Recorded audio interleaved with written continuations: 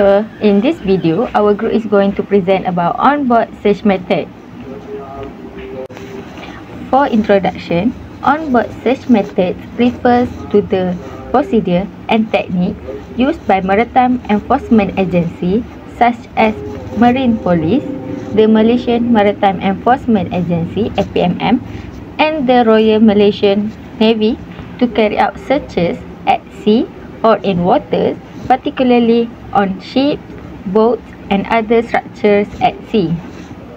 Assalamualaikum, saya Fatmawati binti Akibek, nombor matrik S74497 dan nombor badan MV0100. Bagi kaedah penggeledahan, terdapat 6 langkah yang perlu dipatuhi.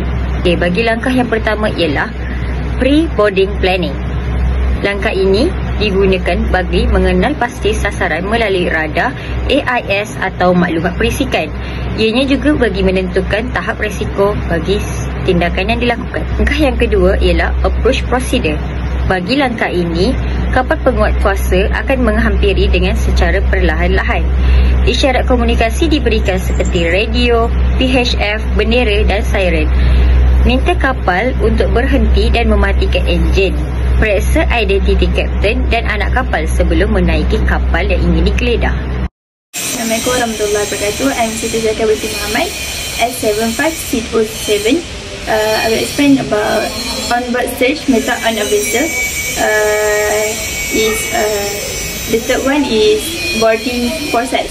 The enforcement team boards the ship in a group and in a disciplined manner. An officer is appointed as the search commander, boarding officer, ensure that the safety of the crew and member is prioritized.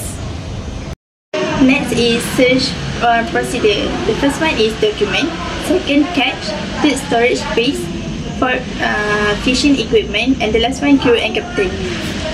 Assalamualaikum, my name is Fatimah Az-Zahra binti Makzal. So today I will continue for this presentation. Number 5 is documentation and evidence. First, take photo, video and writing record during the process. Second, label and store evidence according to process. And lastly, obtain crew signature if necessary. And for number 6, further action. If not for, permission to continue the journey. If for, ship is escorted into port for further investigation and full report prepared for legal action. Assalamualaikum warahmatullahi wabarakatuh. My name is Nurini binti Aswar Nizam, S76027. Okay, I will proceed to the conclusion. Okay, onboard search method is a plan and a systematic process for inspecting ships and crew in the waters to enforce the law.